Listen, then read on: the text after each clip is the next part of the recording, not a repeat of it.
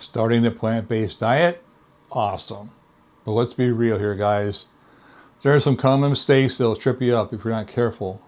So today I'm going to share the 3 biggest mistakes that I see beginners make, and more importantly, how you can avoid them.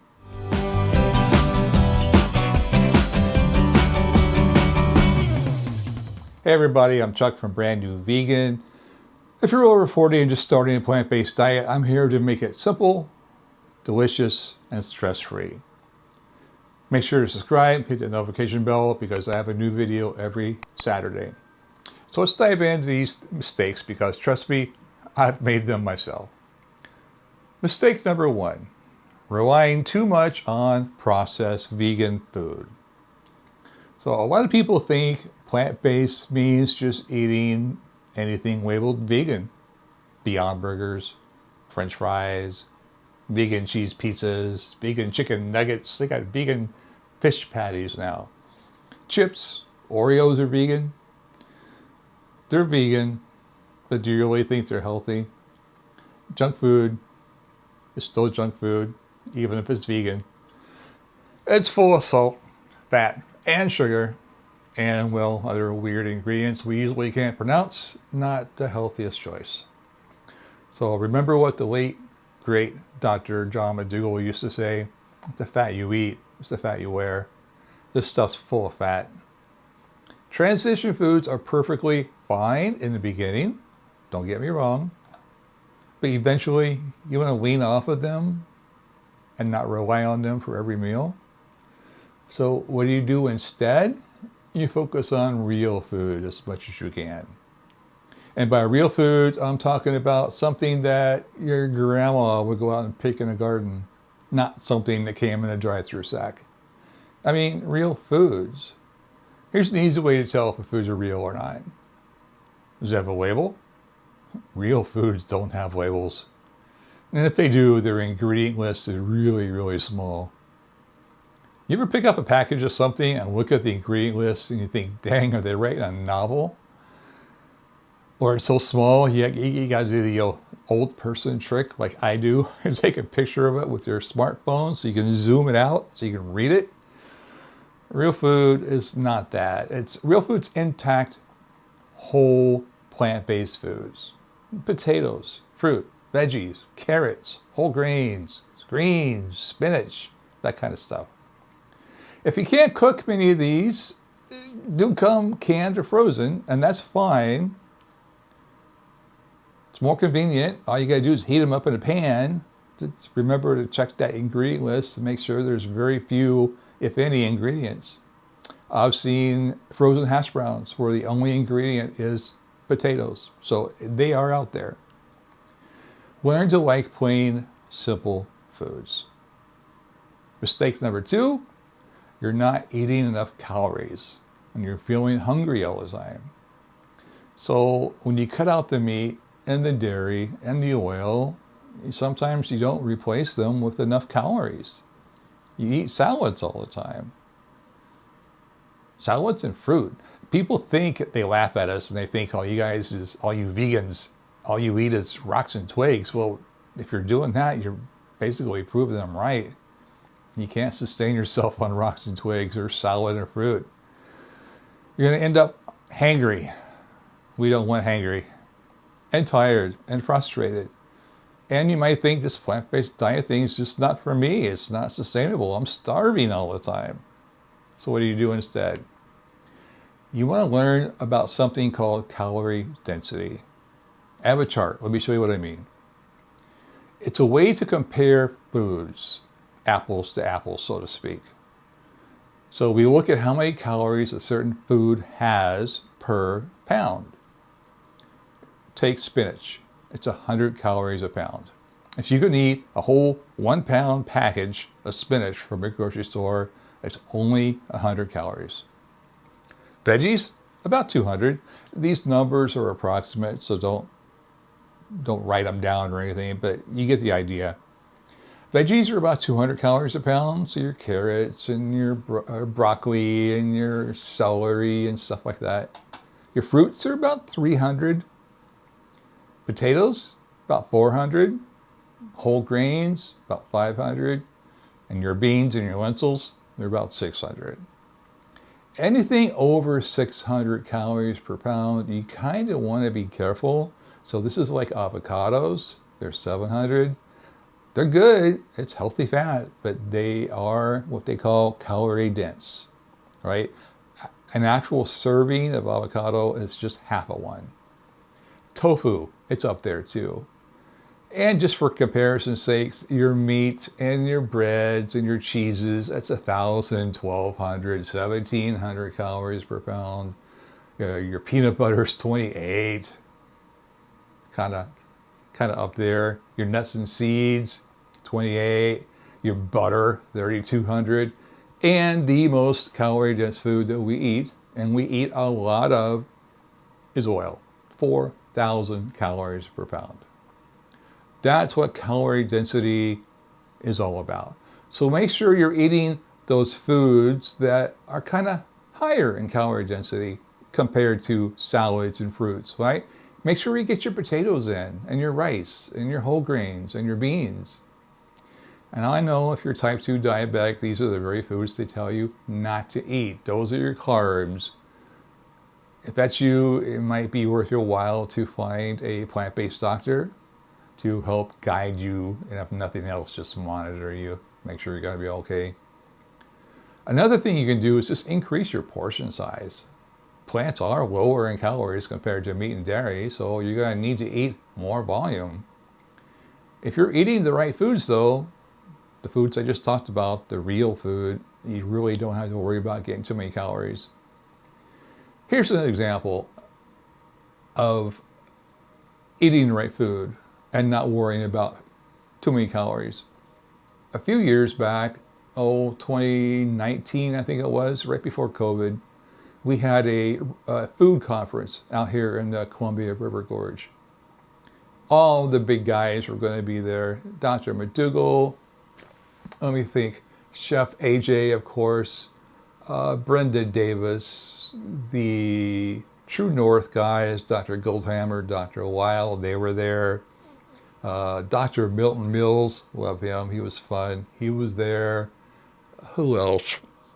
Just so many heavy hitters. And I wanted to go. So I paid the money. It was a bit of money. But I went, and it was like 4 days and 3 nights of them providing you your meals. And you only got 3. Your only snack was like an apple or a banana in between meals. So I was really nervous because I like to snack a lot, especially late at night. And I knew in a conference I'd be sitting on my butt all day long listening to lectures. I wouldn't be moving around, getting any exercise. What was I going to do? What if I got hungry in the middle of the night? I didn't want anybody to catch me sneaking off to the restaurant for probably something I shouldn't have. What I did is when we got those 3 meals, I ate. I stuffed myself. I made sure I got plenty of food in this belly so I wouldn't get hungry. And seconds, sometimes thirds, but it was all whole food, plant-based, oil-free. And you know what? When I got home and got on the scales, I'd actually lost 5 pounds. True story. So, yeah, don't worry about eating too much. Fill that belly so you're not hangry. Nobody wants hangry. Mistake number 3, thinking you have to be perfect. That all or nothing approach. Now, people think they have to do this 100% perfect or they're going to fail. And there are some Facebook groups, we all know who they are. They will tell you this. You can't do this, you can't do that, you can't eat that, you failed. My opinion, that's not the way to encourage people. Mistakes or poor choices often leads people to feel guilty, and then they quit altogether. It becomes really overwhelming trying to get everything right. And when you first start, you're really excited about what you just made, whatever it is, and you want to share it with somebody. So you go share it to those people in those groups, and they cut you down. It makes you feel really discouraged. We don't want that. So what do you do instead? Focus on progress, not perfection. We're reading the book right here, Atomic Habits. It talks about 1% better every day. That's all you got to do. Just try to do a little bit better than you did yesterday. If you slip up, don't beat yourself up. We've all done it. I'm sure there are people out there you look up to that are still doing it. You just get back on board the next day and start over. It's no big deal.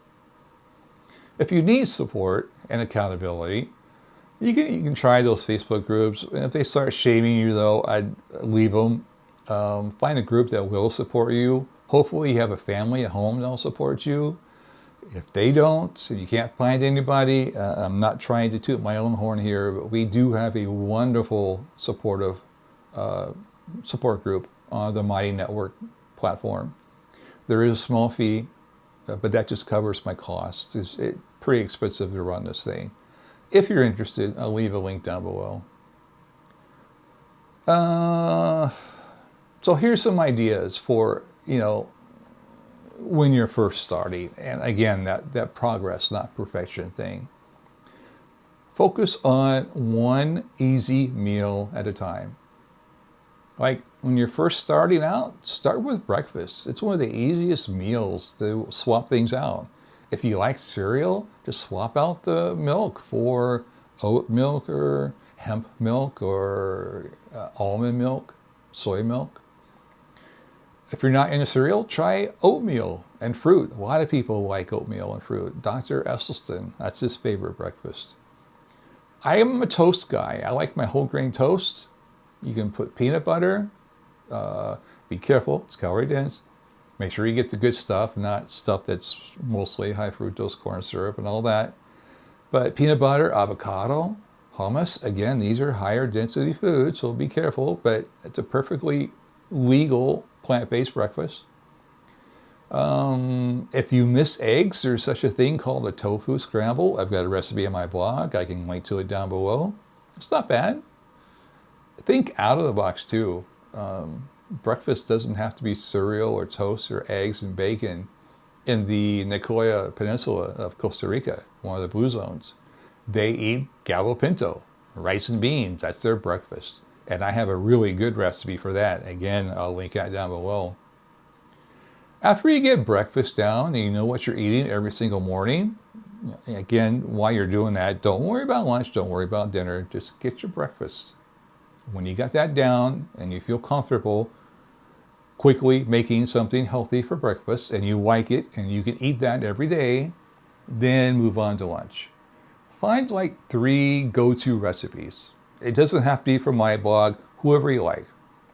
But if you're starting out and you don't know what to eat, you're probably going to fall back into your old habits. And let's face it, when you're hungry and you're hangry, you want to eat now. So find 3 simple, easy recipes that you can make quickly, don't cost the bank, fill you up, and taste good. That's important. They have to taste good. So here, just some examples. I'll show you some pictures. I got a Mexican salad bowl. All these recipes I'll link down below, but it's really simple. It's basically rice. White rice is fine. Brown rice is better. White rice is okay though. Rice, beans, and a salad. And you top that with like green onions and cilantro and tomatoes and your favorite salsa or hot sauce. It's really simple. It's really good too. My chili or my 15 bean soup, potato soup, any of my soups are really quick to make. They're very filling, they're very tasty, very easy to make. Anybody can make these. I mean, I wasn't a cook when I started this back in 2008. I was a semiconductor maintenance guy. And if I can cook this way and eat this way, you can too. Make some tacos, tostadas. Get some corn tortillas. Flour if you have to. They have oil. They're probably not the best choice. Corn would be better, but if flour is all you can do flour. Get some refried beans or some black beans and a lot of lettuce and again, tomatoes, some salsa, cilantro, that kind of stuff. They're very simple recipes and they will fill you up and they taste good. And once you feel comfortable making these 3, go find 3 more. And when you got lunch down, where you don't even have to think about it anymore, then you can move on to dinner. So which of these mistakes have you made? And let me know in the comments below. And if you have another challenge, totally different, I'd love to help. Put that down there too. If you found this helpful, hit that subscribe button. Join me next week for another beginner-friendly video, because I do these every Saturday now. It's good to be back. Thank you all so much for all the comments you left on my last video. I felt the love and I'm happy to be back. I'm Chuck from Brand New Vegan. Thanks for watching.